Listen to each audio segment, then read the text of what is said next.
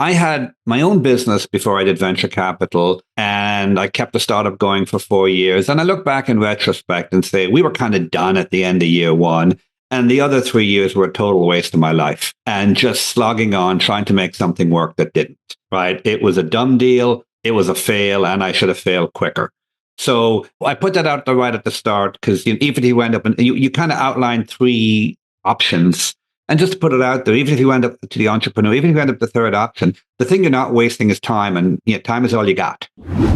This Week in Startups is brought to you by Northwest Registered Agent. Start your business fast and secure with Northwest Registered Agent. In just 10 clicks and 10 minutes, set up your entire business identity: name, address, mail service, phone, email, website, and domain. Everything you need to launch your business in minutes. For just $39 plus state fees, Northwest will handle your complete business identity. Visit northwestregisteredagent.com/twist. Wistia, the all-in-one video platform for business, with tools that help you create, manage, and measure the impact of your videos. Try Wistia for free at wistia.com/startups1. And HiddenLayer. Generative AI is revolutionizing industries. HiddenLayer's AI detection and response solution secures your generative AI and LLMs from malicious attack, helping you generate more by enabling seamless and secure generative AI. Visit hiddenlayer.com/twist to learn more. Welcome to This Week in Startups. I am thrilled to welcome my friend, a colleague, someone I've worked closely with, Rory O'Driscoll. Welcome to This Week in Startups. Hey, Mark, great to see you. And yes, we've worked closely with, and dare I say it, someone I've lost money with. Oh, we're going to go straight there? Well, we can put a pin on it and circle back, but Let's you really get to know get to know the people you lose money with. That's true, which is probably why we still like talking, because I think we lost money together in honor. In honor. You've been investing at Scale Venture Partners for 30 years. I kind of thought I'd been doing this a long time. I crossed 17 years as a venture capitalist, 30 years. That's correct. Yeah. And 30 years on Labor Day at Scale or its predecessors. Amazing. Same phone number. Congratulations. I hope you'll celebrate. That means that you really, 1994 was, I believe, the year that Netscape IPO'd. No, it IPO'd in 95. It was 95. It was IPO'd in August 95. But yes, one of the first things I saw it was in late 93. I saw Netscape and was still Mosaic at the first Internet World Conference. So yes, it was right at the start of the dot-com boom. Yes, I remember Mosaic and all of that as well. I was a technologist back then. I was a computer programmer, not a venture capitalist. But given that, you have seen the world that existed before really venture capital and even the internet got crazy. So you've seen a lot of cycles. We're going to talk a lot about that today. But I like to start shows off with advice for founders. And so let's get right into it. If you were a founder and you had raised a little bit of money, let's say $3 million, $10 million, whatever, you had traction, you felt like you had a business going, but it wasn't booming. What would you do? Like, would you try to grow as quickly as possible so you could raise more venture capital? Would you cut your costs and get to whatever they used to call it, ramen profitable or, steady state, but then knowing it's going to be harder to raise venture capital? Would you return money? Like, what would you do? It's a great question. And, when you sent me the questions, I kind of came up with my first degree answer. And then it kind of gnawed at me for an hour. And I've been kind of mulling over kind of nuances on the answer. So maybe start. I had my own business before I did venture capital, and I kept the startup going for 4 years. And I look back in retrospect and say, we were kind of done at the end of year one. And the other 3 years were a total waste of my life and just slogging on, trying to make something work that didn't, right? It was a dumb deal. It was a fail, and I should have failed quicker. So I put that out there right at the start because even if you end up, you kind of outlined three options. And just to put it out there, even if you end up to the entrepreneur, even if you end up the third option, the thing you're not wasting is time, and time is all you got. So don't be ashamed if you end up in option three. But stepping back, you face a choice in the first two. Do you go for it, keep the burn high, and stay what I think David Sachs elegantly referred to as venture fundable? In other words, with enough growth rate to be attractive to venture, or do you hunker down and get the cash flow break even or near it and try and survive longer, right? That's the first big question. And the interesting thing is it's not a continuum. It's a binary divide. Do you reach for the stars and go for that venture growth rate, knowing that by doing that, you intrinsically re-risk the deal. You can't de-risk it. And if you fail, you fall share, right? Or do you hunker down? But it's exactly what you said. If you hunker down in a lot of businesses, especially enterprise software businesses, where distribution takes capital, once your growth rate slows, it's really hard to attract additional venture money. So it's a very binary decision, especially at the 3 or 10 million capital raise. If you raise 50 or 80 million and you're doing 100 million in revenues, maybe you can throttle down, take your growth rate down, and then come back up because you have an asset that's worth something. But if you're early on in these early stage companies at the 1 million, 2 million level, the truth is, if you slow down at the $2 million level and you're growing at 10%, venture guys aren't going to be interested. So you are making a binary choice, right? So it really boils down to you assessing how likely it is to get that reacceleration. I don't disagree with anything you said, but I think the first thing you need to do is a gut check. Are you deeply passionate about what you're doing? Do you want to spend the next 5 years of your life on this? As someone once said to me in my first startup, I built a company. It was doing well. We got to 14 million of run rate revenue, 36 million in backlog, but it wasn't looking like it was going to change the world. The biggest problem I had, Rory, is I raised too much money. So I was kind of upside down on the cap table. I had a bunch of investors with big expectations. Now, here's the thing. A mentor said to me, you only have your youth and your energy once. You are painting on too small a canvas. You have honored your fulfillment to your investors. It was 5 years in. You don't owe them anything else. You've given them your best effort. So if you don't want to stay doing this, it's okay now. They will get over it if you tell them that this isn't going to work. Now, I stayed around for another year. I transitioned. I brought in a new CEO and I started my second company. That piece of advice changed my life because my second company got acquired by Salesforce. I made a bit of money that enabled me to pivot into venture capital. So that, like, I would have stayed another 5 years. But I do want to point out the thing that really drove me, Rory, is that I just wasn't loving what I was doing. Now, I want to contrast that with a friend of mine, Adam Miller, who had Cornerstone On Demand. And he and I were like kind of roughly at the same time, roughly at the same level. And he stuck with it and went on to IPO, made a lot more money. Everything worked out because he got through one cycle.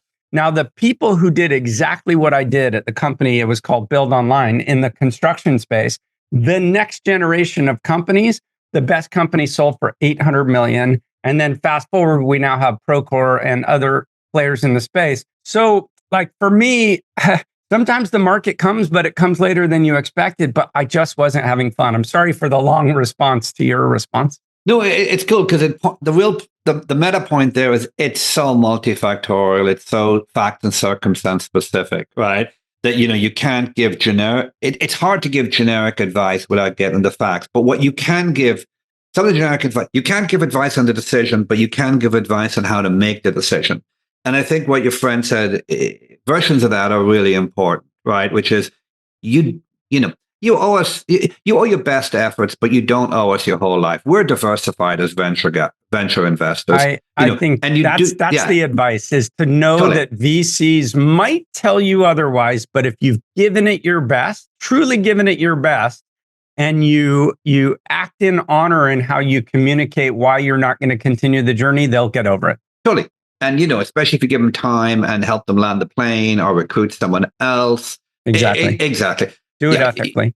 Do that. Because I actually, funny enough, I tell people, my CEOs this a lot. It's kind of a nuance on that, even at later stages. And they're trying to figure out what to do. Is kind of, because what I say to them is, I want you to be selfish.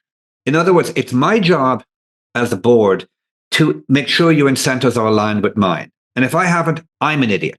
Yeah. And it's your job then to respond on your incentives. So don't spend a whole bunch of time cycling through, what do you owe me? What do you owe your stairway? Just do what's right for you. And my job is to make sure that I'm aligned with you. And, if the cap table is sensible, if you own a big slug and we all make money together or we all keep going together, that works out, right? But my job is to create the alignment. And then your job becomes simpler as the CEO. Do what feels right for you. It's what you said. Are you feeling it? Do you have passion for it? Do you have any reason for that passion? Or are you just insane? Do you have actual evidence of success? And then another part of it, I'll throw it right out there is this is a good one for Mark. I'm actually dealing with this one time now. Is remember, if we say to you, we want you to keep going, we want you to soldier on, but we're not prepared to cough up any more money, right? Our actions speak a damn sight louder than our words, right? And telling some guy to strap himself to the mast for the next 3 years on $2, eat ramen noodles, when he doesn't want to do it just because we want him to do it. Hey, startups, are you ready to launch your business without the headache? Well, with Northwest Registered Agent, you can set up your entire business identity in one place. Just 10 clicks and 10 minutes, and they'll have your business officially formed and ready to go. They take care of everything, giving you a complete business identity setup, including a business address, phone line, website, hosting, and a free domain, all under one roof. Do you need a trademark? Well, they got you covered with their own law firm, Law on Call. And they offer full services at incredibly affordable rates without the usual runaround. Worried about privacy? Well, rest assured, because everything is covered by Northwest Privacy by Default, where they handle everything in-house, so your personal data stays protected. Northwest Registered Agent isn't just a service, it's your startup's new best friend. They've created a new category, a true one-stop shop for business formation. And Northwest loves supporting startups and is offering our listeners a $39 complete business formation package. For just $39 plus state fees, Northwest will handle your complete business identity, getting you up and running in no time. Visit northwestregisteredagent.com/twist today. Here's a good point to interject, Rory, is I agree, of course, with what you're saying. It's okay to have an open dialogue, and hopefully you have an open relationship with your venture capitalist. If you have a venture capitalist you can't have this open relationship and open dialogue with, you probably chose the wrong VC. But I think somehow people don't have the hard discussions to say, look, I want to tell you about how I'm feeling about my business. What's your current outlook? I'm not trying to force you to say, are you going to write another check? But if I'm committed to the next 3 to 5 years, are you? Or are you kind of looking at this like it didn't meet your expectations and you'd be okay if I created a soft landing? Like, it ought to be okay to open up conversations like that with your investors. And because I know a lot of entrepreneurs I'd say almost all entrepreneurs don't open up that conversation. Sometimes I open it up for them. That's smart. Because the truth is, what I've learned is, if you don't have that conversation, it's not like they're not thinking those thoughts. So people will end up acting on it, and you'll just be like, why is this happening? It's far better off to just know what's going on and have the conversation. Almost invariably, I believe, having an informed conversation is a lot better than, groping in the dark, where you're trying to figure out what they're trying to do. And sometimes, that they're trying to optimize for you, but you haven't had a conversation on what you want, or you haven't been clear with them what your expectations is. So I agree. And, it's a tricky conversation because you don't want it to read as, oh, it's all awful. But, you do have to be able to say, how do we feel about where this business is going? Are we creating value? Is this the best use of your time and money? And the truth is, some VCs, just like some entrepreneurs, but some VCs are not super high on EQ. So maybe not everyone is prepared to have this conversation, but it's a conversation you should at least respectfully try to have. I want to pivot. And sure. I want to pivot to the market. And I want to talk about, here we are in 2024. I mentioned you have a 30-year cycle in investing in the internet. Obviously, the first big wave was everything moving online. For people who didn't live through that, it was both an exciting time because a lot was going online, but access was incredibly slow. Applications, you couldn't do a lot in the browser. So it was clunky to get people to use it. Those were different days. We then had a big wave of things like Ajax, if you remember Ajax, which I think it was asynchronous. Was it JavaScript and something, or I can't remember anymore. Anyway, it gave you a lot more flexibility in browser, so you could actually make things feel like applications. That was a big wave. Then we had a big wave that came from video streaming. Then we had a big wave, of course, that came from mobile. So AI seems to be this big platform shift. Is it?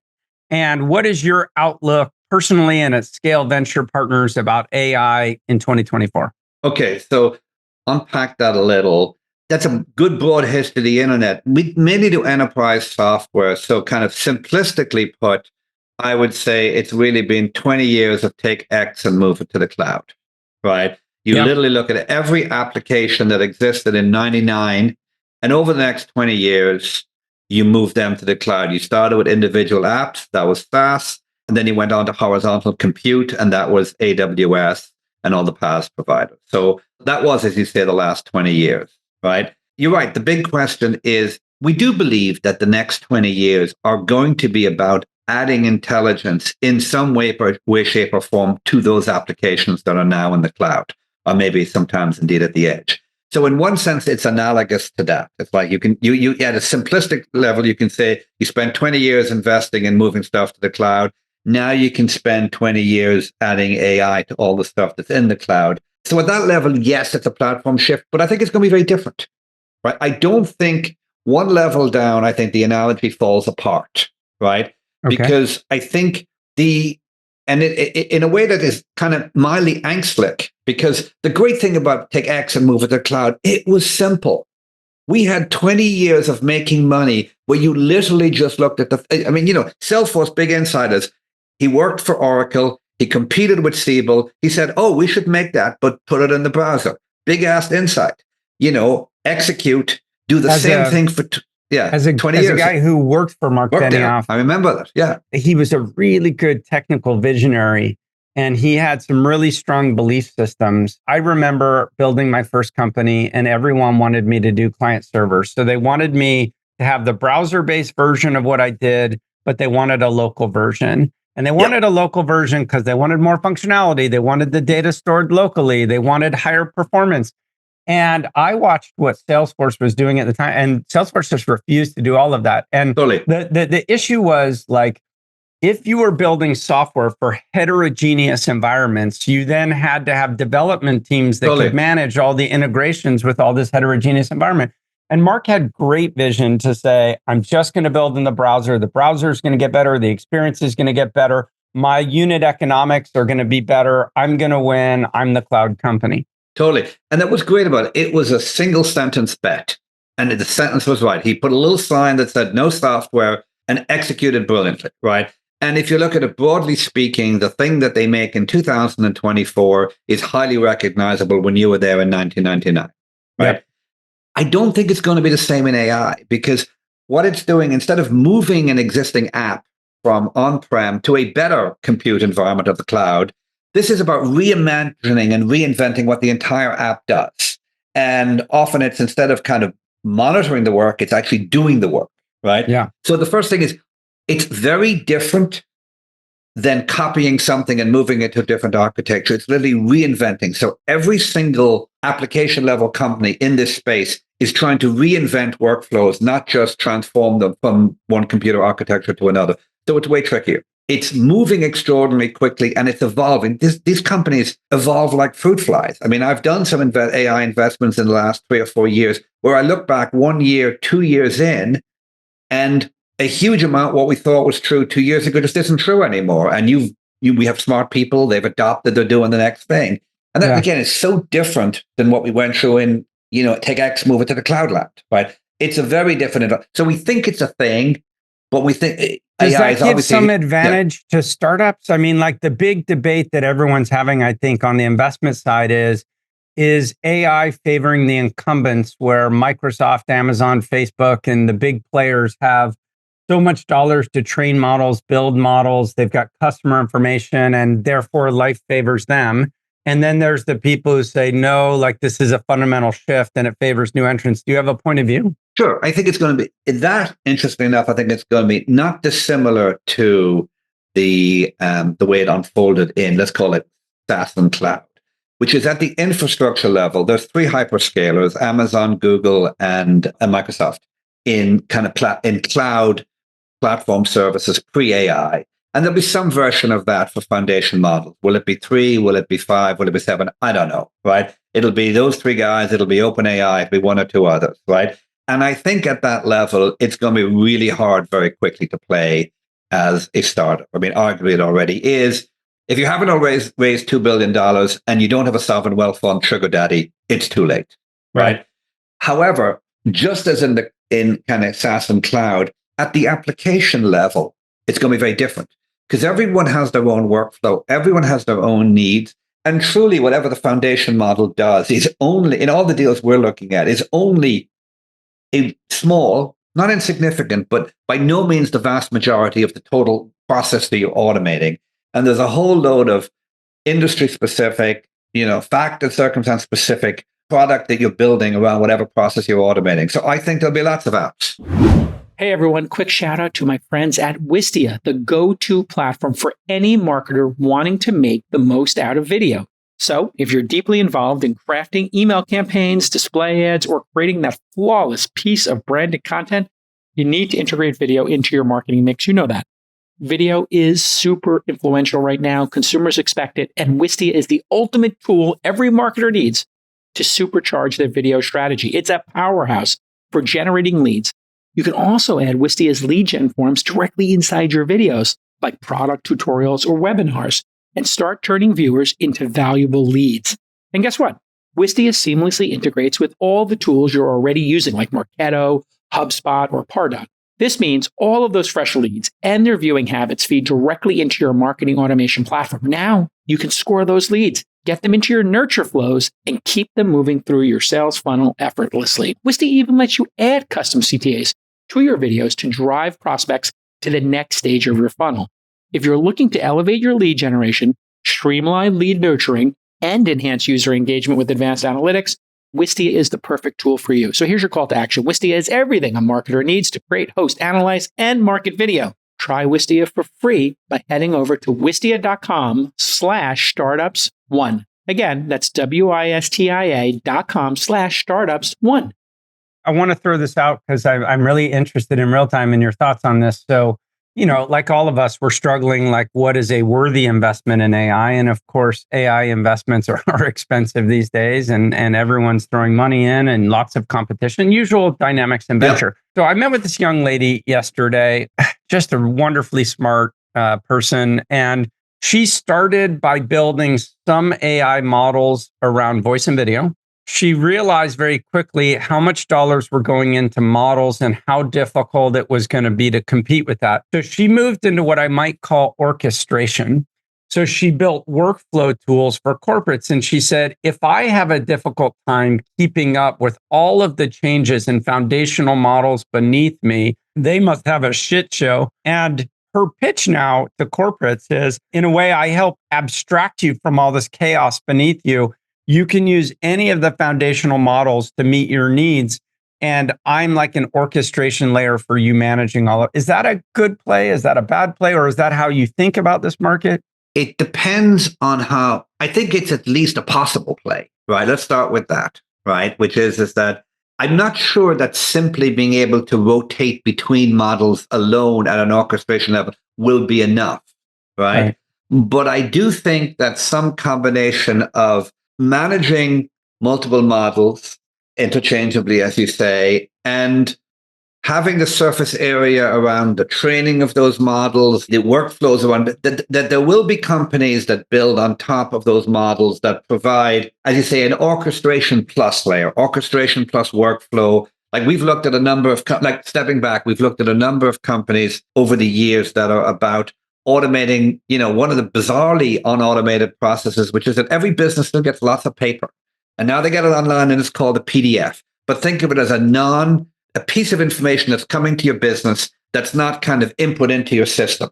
Right? So it's usually people call that unstructured data. Totally. Unstructured data. And every one of them has to have some version of it used to be a physical, now it's an online mailroom to get that stuff out, look at it, and key it into their system and get it correctly. We're seeing a number of companies kind of do a combination of, hey, we'll leverage all the foundation models for what they do, but there's a lot of stuff that you can do specialist on top of that to manage that problem.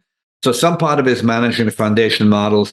Some part of it is adding some of your own models on key extraction points. And then some part of it's just the workflow, where, as you say, and this gets back to your point, if you're, a large corporate, if you're Bank of America, if you're Citibank, if you're Genentech, you want that level of abstraction. You want someone to say, make a lot of this easier. Because I know as and deal with problems like hallucination and bad models. I don't want to think about all that stuff. Like help me with that.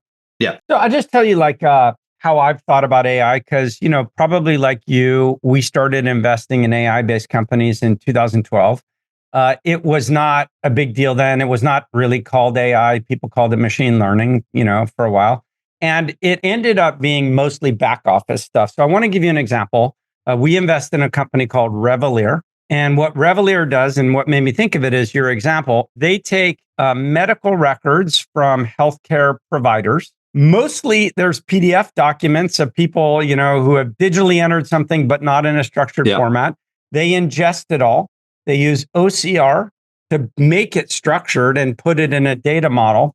They run a rules engine against it for the healthcare payers so that they can look at whether the healthcare provision is compliant with the expectation of the payer. So why do I mention this? There's no way these guys are going to compete with OpenAI, but they don't have to. What they're doing is very specific to rules of how healthcare insurance firms work, how healthcare provision works. And it's so specific that I don't think it's like generally abstractable and disruptable.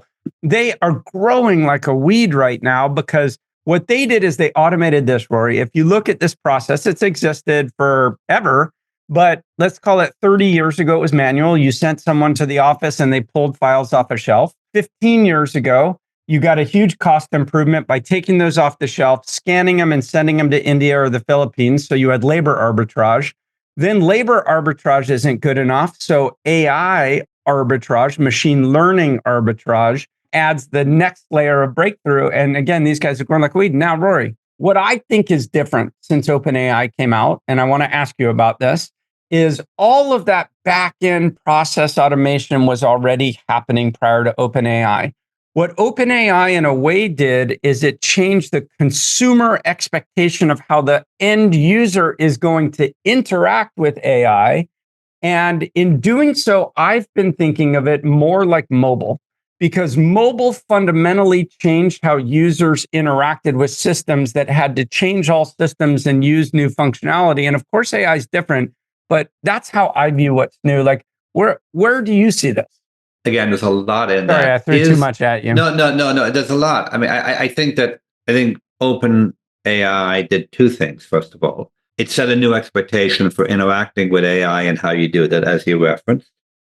The second thing it did, brutally, is that it took a whole bunch of investment that many companies, including companies you and I had funded over the prior 4 or 5 years, and made it, functionally not obsolete as much as an entirely sunk cost. And, it took things that took 20 million to build and replaced it with something that cost 10 cents a minute or whatever, right?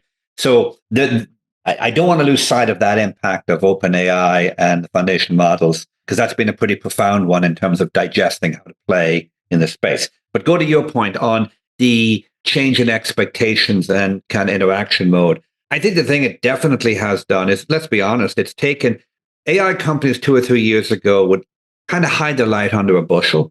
And they'd say to the company, you're selling some vertical software with using AI, and you'd really focus on what it's doing. And then you'd almost be a little bit, not quite ashamed, but you wouldn't mention the AI. The customer was a little suspicious of the AI. So one of the things that's really happened here, there's just been an astonishing lift, is there's now this corporate imperative in every company in America to have some kind of AI use case. So you're getting everybody's getting a free lift. So, God bless you, Sam, right? Every company is now, instead of hiding their AI, they're kind of talking their AI book, right? Yep. So I definitely think there's just been raw lift there. I mean, I saw a chart just a few days ago, kind of Fortune 500 references to AI in their earnings calls, and it was kind of flat, and then suddenly exploded. And, it's easy to sneer at that. But I remember, as you say, Mark, the internet in 94, 95, and it was like a light switch. It went from, why would we do this? Why would we do this? This is silly, to, oh my God, we better have a strategy. And the companies that were there just when that happened just experienced this tidal wave. So I think that they're going to get that. You and I are such big beneficiaries of this right now. Anyone who was fortunate enough to have a company, capital, product, customers prior to OpenAI is suddenly getting a big boom in terms of customer demand. And that's like such a big boom for us. AI has changed the startup game forever, and companies that are slow to leverage this technology are going to risk falling behind their competitors. If you're not deploying AI inside your startup and your competitors are, I think we know what's going to happen. They're going to get more done. They're going to move faster. And generative AI is so powerful, but we all know it comes with security risks. There are tons of threats that could cripple your AI investments. So how do you accelerate AI adoption while also managing these risks? Well, HiddenLayer's AI detection and response platform is your secret weapon. It's a security solution designed specifically for AI and large language models. It gives you and your team the tools to see and stop confidential information leaks and to prevent malicious code injection and safeguard your models from theft. It's trusted by leaders in finance, technology, healthcare, and even the US Department of Defense. HiddenLayer helps you generate more by enabling seamless and secure generative AI. So here's the easy call to action. With HiddenLayer, go from pause to possibilities and step into the future of secure AI innovation. Learn how to protect your generative AI today by visiting hiddenlayer.com/twist. That's hiddenlayer.com/twist. I want to ask you about a term I started using called faux-mentum, F-A-U-X. Instead of momentum, it's faux-mentum. And faux-mentum for me is the artificial sugary high that comes from an artificial sense of customers who are looking to innovate. And so they might buy you and 3 or 4 other places because some senior boss in their company said, what are we doing about AI? So all of a sudden, all of the boats are lifting and it's not clear which are going to get canceled in 2 years. Now, as an existing investor, like, of course, we benefit for a while from the sugary high. As an investor looking at a net new deal, how do you make the decision whether to invest? Are you dealing with something that is long-term sustainable or faux-mentum? First of all, it's a great issue and it's very top of mind. We're looking at 4 or 5 deals right now, and this is exactly the issue because it is terrifying. Because you can just, we've done customer references on deals where, you get off at the end of the office reference and you say to yourself, oh, I get it. The conclusion is that innovation center was told by the CEO, buy something in AI. And this is one of only 3 companies in their specific vertical that made something in AI. So they bought something and they don't have a clue what it's going to do. But by God, they achieved their mission for the year. Yes. Right. I love they got their bonus for doing AI for the year. Mission, absolutely. It's in the CEO's report. We're done. So we're really wrestling with this issue. And I think it's fairly straightforward. In the end, you got to believe that people buy things on aggregate that deliver value for them, right? And you got to believe in some, Kahneman adjusted view of the efficient market, which is that corporate America is pretty damn efficient in the end. If it's really useless, they'll grind it out and they'll figure out in a year or 2, right? So you start looking at the tasks and you say, is this automating enough to be worth doing, right? And then we've developed a lot of kind of different kind of checks on that. And it's interesting.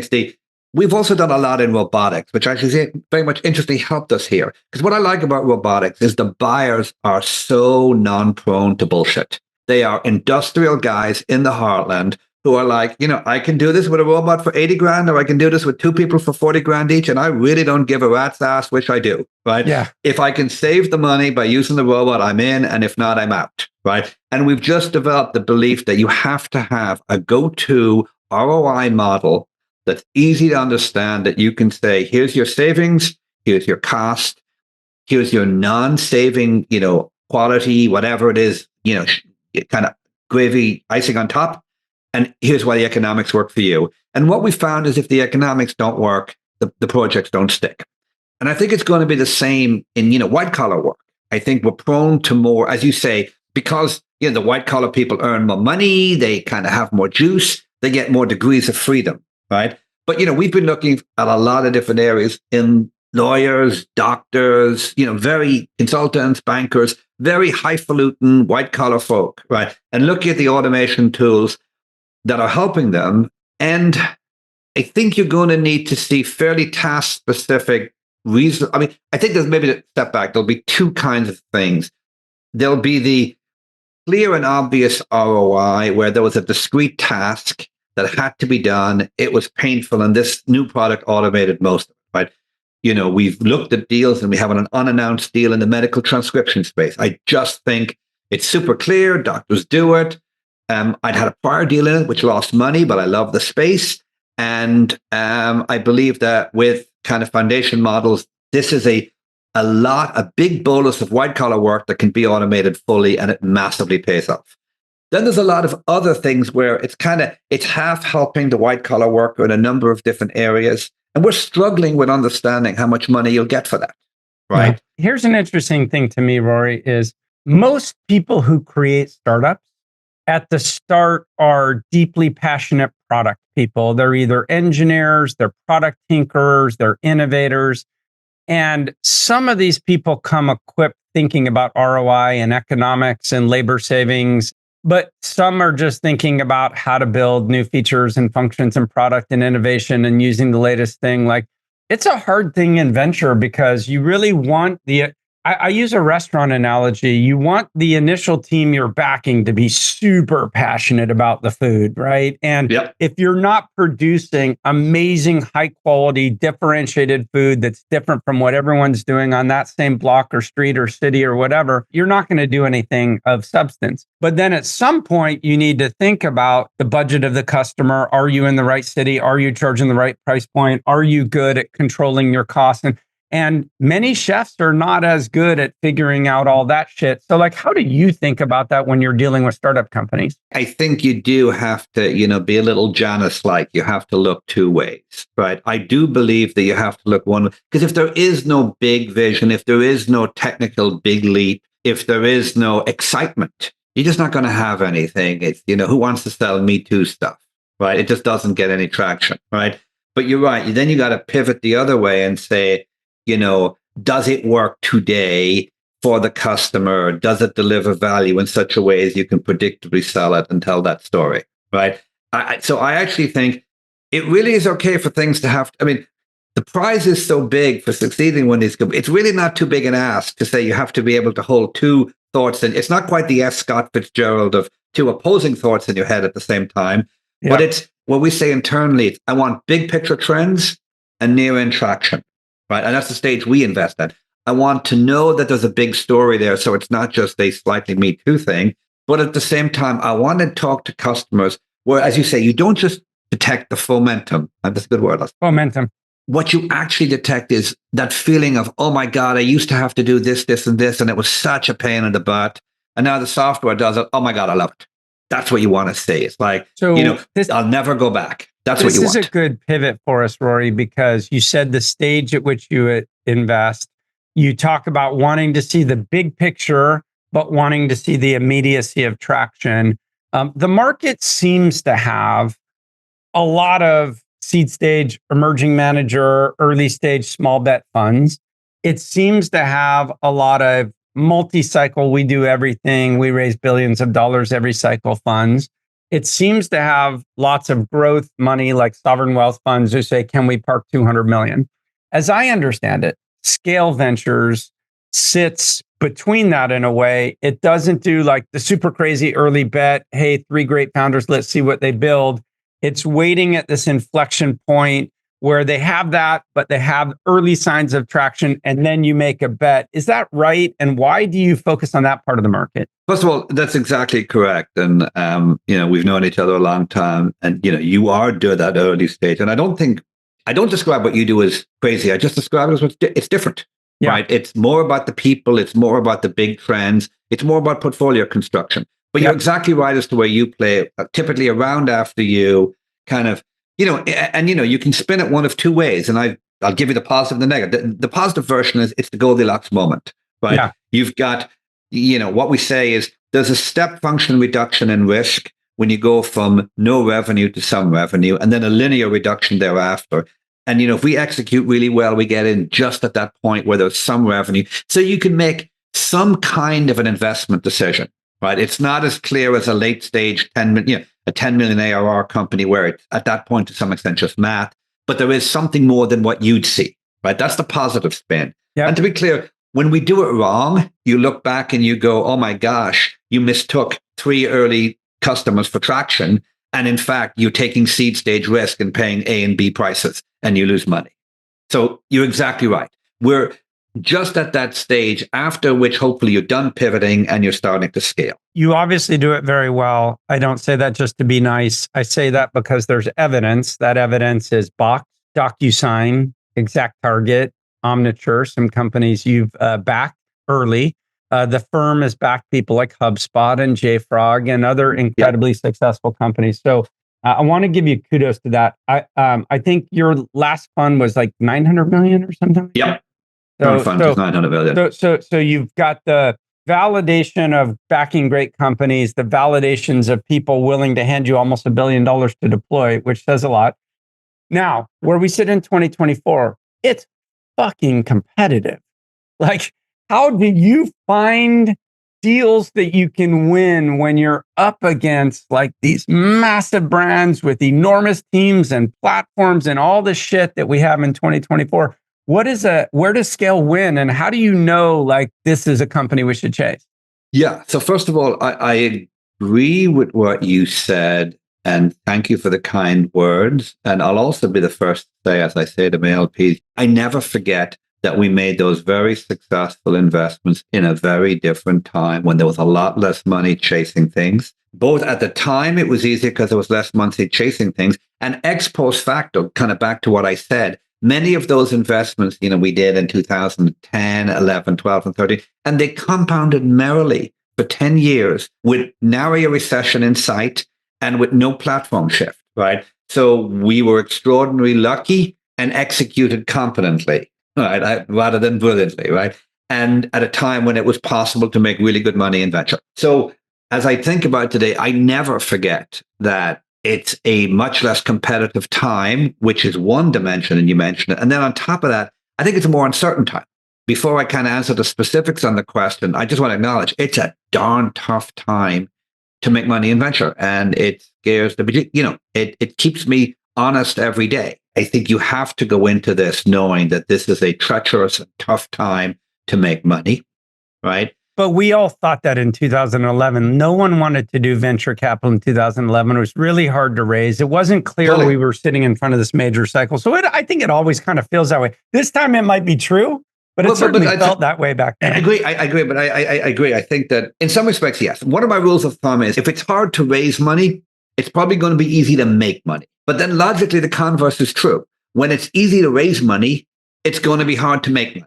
Right. Exactly. And, 2021, 2022, we'd obviously performed, but yes, we had good reception from our LPs, for which we thank them. And we were able to raise money. And many people have raised far bigger funds. And to this day, the wildly successful firms, all of whom, as I remind people, are able to raise $6 billion like a General Catalyst or an Andreessen Horowitz or a Lightspeed because they're excellent. And they were excellent. Right. Yes. So I don't think it feels quite the same. I think you're right. Back then, it felt scary. But it felt scary and there wasn't a lot of capital. Now it's kind of that tough quadrant, maybe the low quadrant where there's lots of capital, but it still feels scary, which kind of, fills me full of angst, right? So now to your question, how do you make money in that space? Because, that's what you got to do. It's about being very clear about what you do. And we're trying to only do one thing. And you nailed it exactly earlier on what we try and do. This kind of early in revenue companies looking to scale. We don't want to, deviate massively from that. We've done a few, we're very much enterprise focused. Be good at one thing and stick to the thing you're good at is probably a good rule for right now.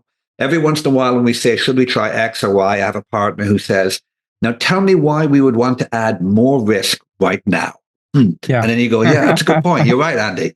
And you say, okay, I won't do that. Right. So sticking to the thing you do and doing it well and believing, but you got to check the strategy to make sure you think that's going to keep working. Right. I do think it can. I think the next thing then is, I always say that it's about picking. It's about being right. What I tell our LPs is this: if you disaggregate success in venture in terms of the actual return, there's the picking, the number of times you picked a good deal versus a bad deal. And then the return is also driven by the multiple you bought at, the multiple you sold at, and, kind of how the economy was in that period of time. And that second whole bucket of things is outside your control, right? And I think the circumstances in 2011, that turned out in retrospect to be a very favorable set of circumstances. No recession, you bought cheap and you sold dear. Couldn't be better than that. But I can't control that. But what you have to control is the picking. You have to be good at identifying and winning.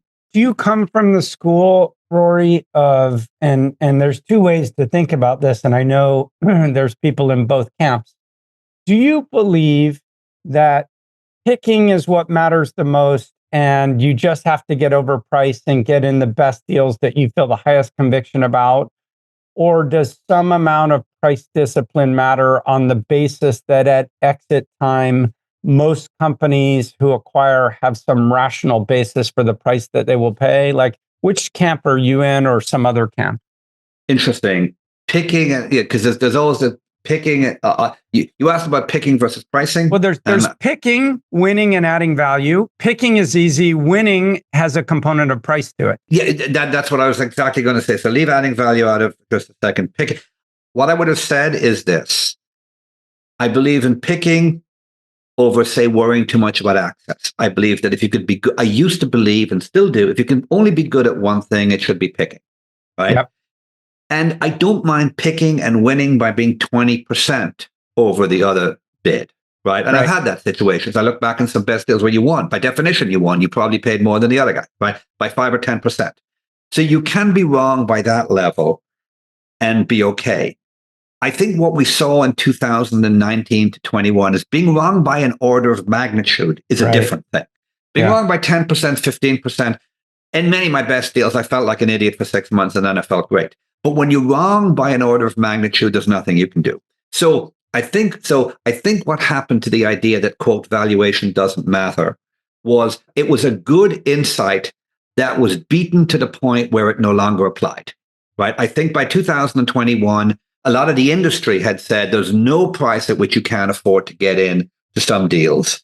And that will be proven to be utterly wrong. And the proof of it will be there will be lots of great companies where individual investors either get the money back or actually lose money, depending on the terms, right? Yeah. And that's going to be very different than 2000, 2001, right? I think that's fundamentally going to be one of the big picture outcomes of the next 4 to 5 years. And you've talked about this, is where did all these unicorns end up? Is fundamentally people who overpaid for very good companies are going to be taking losses or break evens on it. Right. So that's the picking.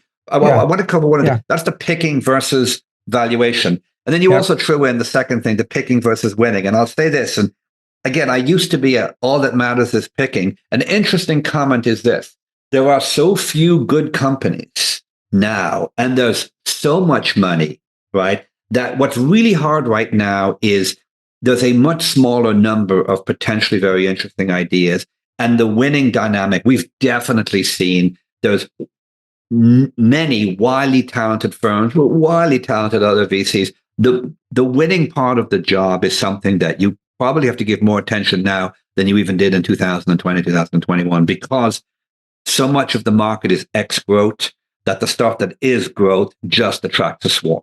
There was a lot in that. So the picking valuation come and then the picking winning come. I'll pause. Just to put some metrics on it, in 2021, where you say some great companies are going to be built and some people are either going to lose money even though they back the right company, or they're going to make their money back by backing a great company, which is not what your job is as an investor. In private markets, people were paying 100 times next 12-month revenue in 2021. The public market comps, which I share all the time, was 24.6 times next 12-month revenue. If you look at 2021, when those two things were true and people were paying 100 times next 12-month revenue, the 20-year average is 6.2 and the 10-year average is 9.6. Do you give any thought at all to comps that you think you're going to face at the time of exit and what a rational comp thing is? Or do you think more, hey, we're writing a 10 or 15 or $20 million check. The market for $4 million or $8 million of revenue pays X. My competition's going to offer that. So, like, how do you think about price? Sure. Okay. A lot in that again, right? Comps. When someone shows me today's comp as a reason to pay more for something today, I want to beat them on the head until they're a bloody pulp. Because logically, what it says is, you know, in 2021, when everyone's trading at 25, you should have bought all you could at 24. And in 2023, when everything's raising at 6, you should sell, you should sell all you have at 6, right? Yeah. It basically, comps are what they're very good at, and it's what investment bankers are very good at. They're very good at telling you what you have to pay now. They're utterly useless at telling you what you should pay now. And those are two very different questions. If you think about investment banker, every time you hire them, they do a far better job than I can do of telling me exactly what the damn thing's worth today in the market, right? And that's really useful information. If you want to buy the Ferrari today, you need to know what the selling Ferrari is at today. But as investors, what we're trying to figure out is if, metaphor now collapses, if the Ferrari appreciates in value, what's it going to be worth 7 years from now, right? Yeah. And what we figured out on that which is a separate question. How do I think about what it's worth 7 years from now? What we figured out is you should roughly assume that the long-term averages apply, provided once you're at the long-term growth rates. In other words, you should look at a deal and go, by the time it settles into a 30% growth rate, if it's a recurring revenue business, it'll trade at 6 to 8, maybe 9 times revenues, depending on profitability. That's your reality. So that's the only thing you can assume on comps. What you really discover when you think about it is the real question becomes what growth rate can you underwrite on the way to that thing? If you get the growth, look, the insight that was true, that fatal insight that enabled all the pernicious bullshit was with enough growth, you can overpay a little, right? So, but and it turns out what I'm taking away, and tell me if I'm taking the wrong lesson, is at Scale Ventures, when you're looking at deals, your biggest question to yourself is, what do we think the 5-year growth rate or the 3-year growth rate of this company is going to be? Because growth trumps everything if you can hit massive growth. Totally. And provided you don't, yes, you're absolutely right. That's the first thing you're trying to figure out. What's the trajectory of the company? First thing. Second thing is apply normal valuations at the end, right? Yeah. And then going back to, now you know what it's worth today. And now you can take into account what you think you're going to have to pay today. And, you can lean in a little. You can't lean in an order of magnitude. It's just that simple. I want to give some context that I think you uniquely can provide, having been doing this for 30 years.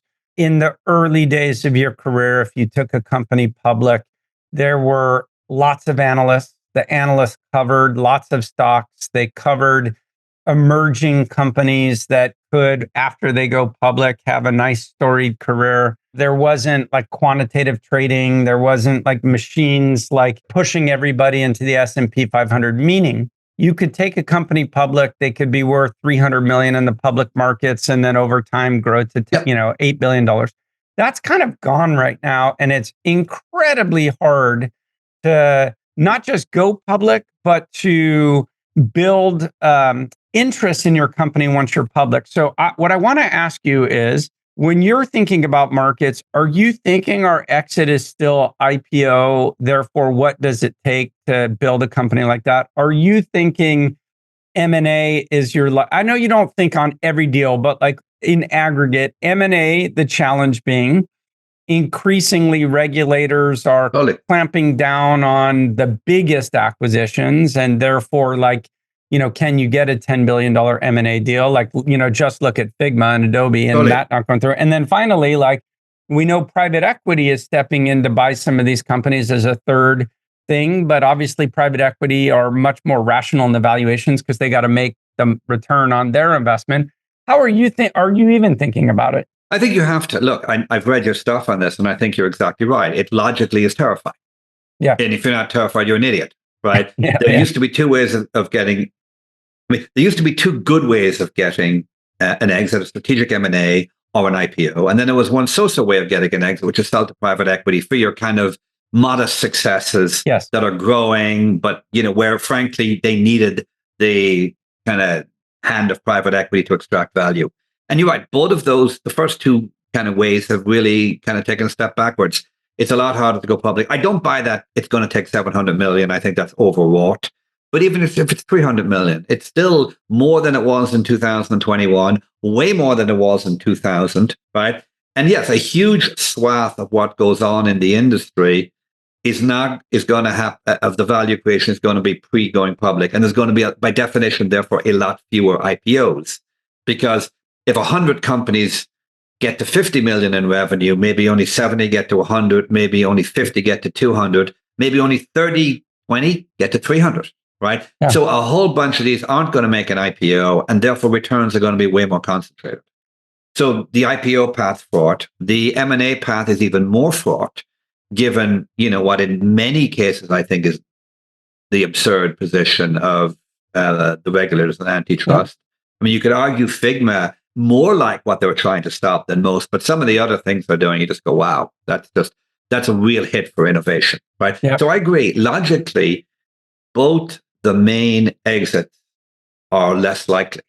And going back to what I said, even when I think about our strategy, probably one of the main things that makes you pause and say, how do you think about that? That is a change in circumstance that gnaws at me and I think will have an impact on my strategy, our scale strategy, and everyone's strategy over the next 5 years. I don't have developed thoughts on it yet. You can imagine a lot more late stage. Go for it. Yeah, I don't know if I'm right, but and obviously I evolve my thinking as time goes.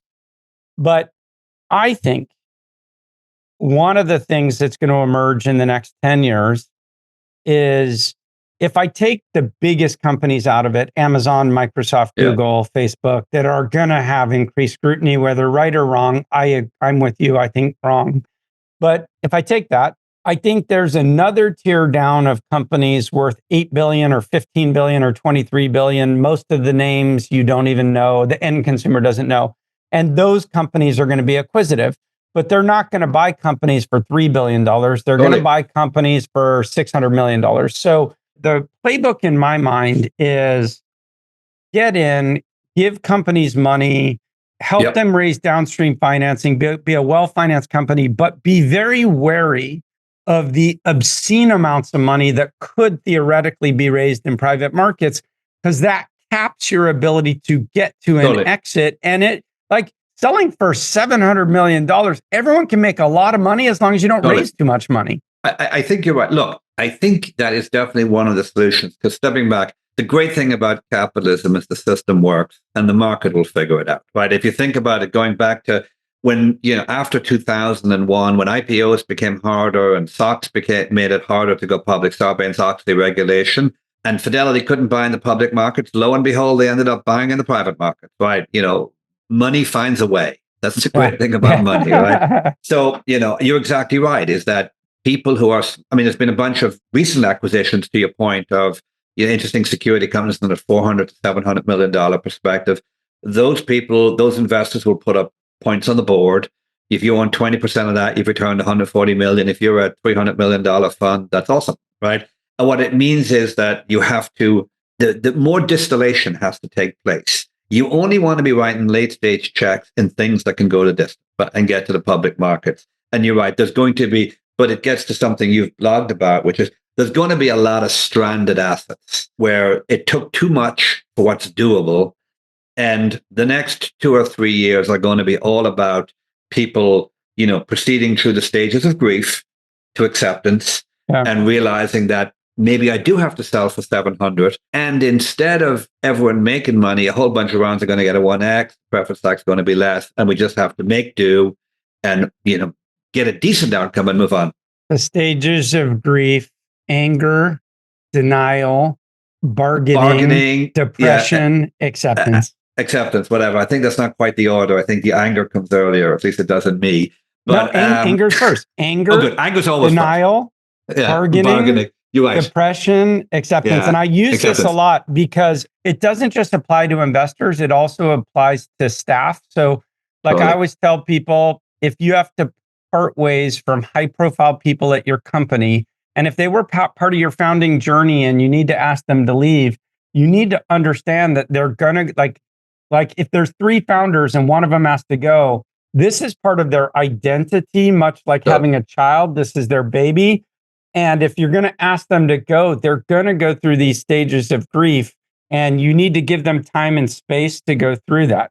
Totally. That's obviously a big swerve from what we're talking about 2 minutes ago. That couldn't be a bigger swerve. But cannot agree more. Look, whenever you have to transition a founder, I actually think being willing to accept that there's a certain amount of therapy, hearing, sympathy, for lack of a better word. And, I always say to people, it doesn't matter if it happens in a slightly inefficient fashion and it takes a month or 2 longer, so be it.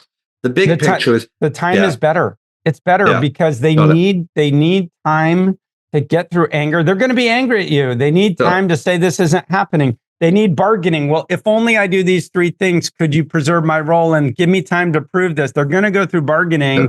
They're going to go through depression. And when they hit depression, you must be there with empathy, because bad things can happen when people end up in depression. And if what you're doing as a team in asking someone to move on is self-righteous or righteous in so much as it's even good for that individual, they will come to acceptance. Totally.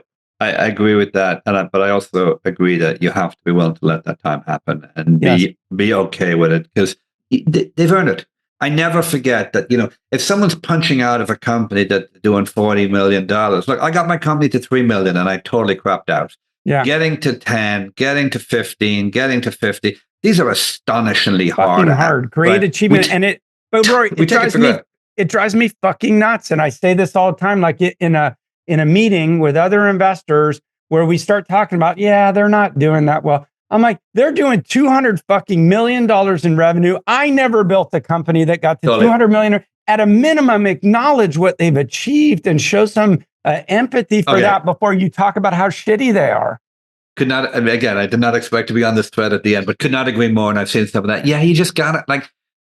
Because look, no one on the entrepreneurial side ever said, hey, I love VC as an asset class. The only good thing about us is we're not as bad as the guys you meet when you go public. But yeah, I think that's one of the ways you can help. Just honor the journey because it's so darn hard. I mean, and as I always tell people, we're sitting there on the VC side of the table, guys. Going back to what I said earlier, we're well paid, we're diversified, and we're not working as hard as these guys, and our backs are not to the wall. How about you be tough on the decision making, but cut them some slack in the execution and show a little sympathy.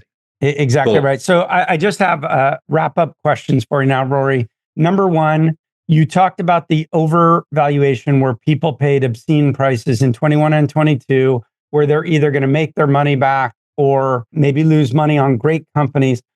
I want to hear your views for founders. Give them advice on what I might call busted cap tables, where you have some investors who clearly know they overpaid. And as a result, they might do irrational things because they overpaid. I had dinner last night with an entrepreneur where this happened, and she ended up going bankrupt because the top of the cap table just was going nuts and wanted to recap everyone because, it was a good company, but he wasn't going to make his money back.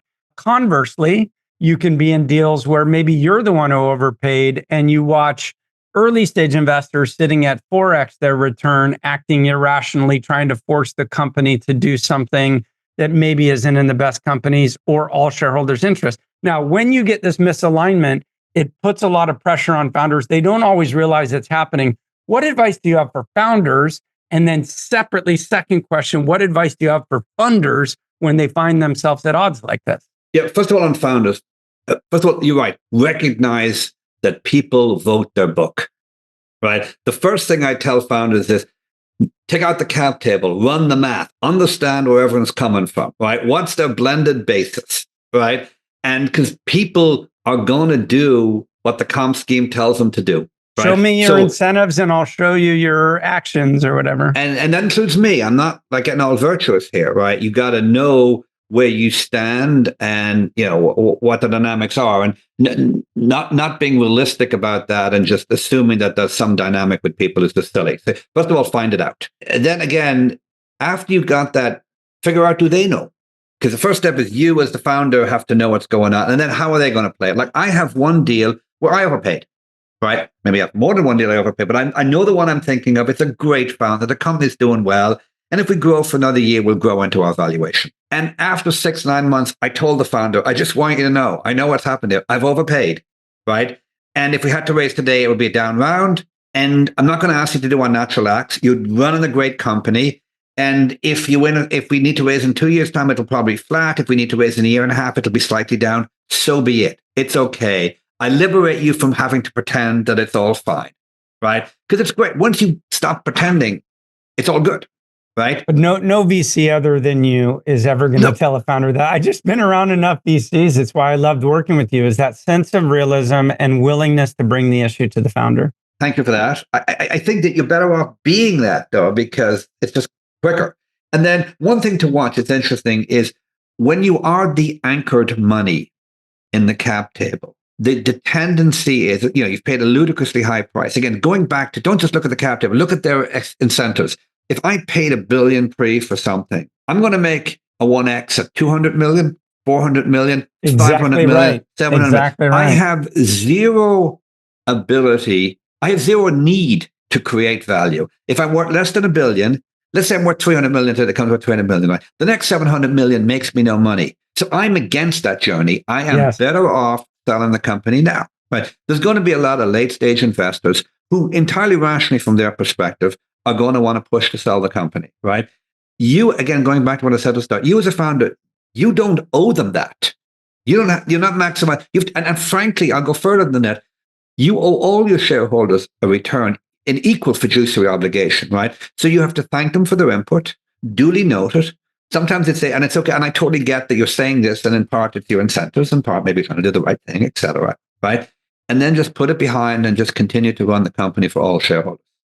Because otherwise, the real thing, the takeaway for me for founders is you must, at a minimum, understand the incentives that exist for each of your founders, for each of your funders, your investors, because they will understand them, including something most founders don't understand, which is called a flat spot. You should Google it if you're a founder. A flat spot exists when you have large liquidation preference, where you have an investor who between two values, let's say $80 million exit and $150 million exit, makes the exact same amount of money because of your liquidation preference. And here's why you need to understand it is that investor doesn't make more at 100, at 120, at 130, at 140. So they're optimizing for what I would call a 1, not a 0, meaning if you're in an M&A negotiation, they'd much rather sell for 90 because the probability of closing at 90 is higher than closing at 140. So you might be trying to get this up to 120 or 130 to make more money for everyone,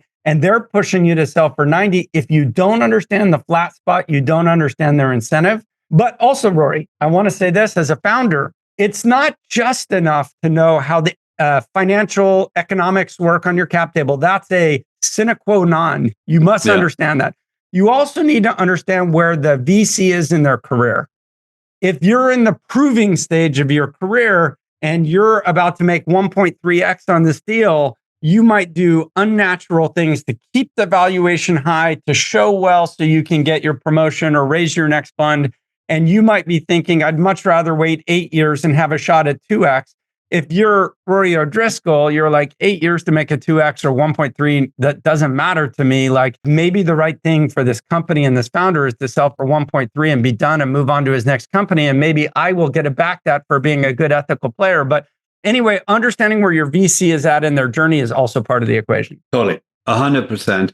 And it can vary because sometimes the incentives, knowing where they are and then how they're playing it within their firm. Because, you're exactly right. There's the don't rock the boat school of I've overpaid, but as long as no one calls bullshit, this thing can keep, and I can keep, I as an investor in a big fund can continue to get paying a very hefty salary for 3 more years, right? Yeah. So it's funny. Sometimes that pushes them one way, and then the other thing that pushes the other way is I'm only going to make a 1x no matter what, right? Generally, as a random tip, when the lead dog of a late stage or hedge fund firm comes into view within your cap table, instead of the junior partner you've been dealing with, you're about to have a please, can you sell this damn company conversation, right? Yes. Because they don't have to optimize their internal position. Exactly. They're just like, I'm a hedge fund dude. I would really like to recycle my $1 billion into convertible debt because apparently it's yielding 17%. And UVCs, I'm done. Give me my money back. Right. So exactly last question for you, Rory. You've been doing this at least 30 years. You therefore must be at least 45. Correct. What advice would you have for your younger self? Well, I could make a long list of deals that I should have done, but I don't think that's quite what you mean, because obviously venture would be incredibly easy if you could bring that back to yourself. I will say I think I'm a bit of a cautious person.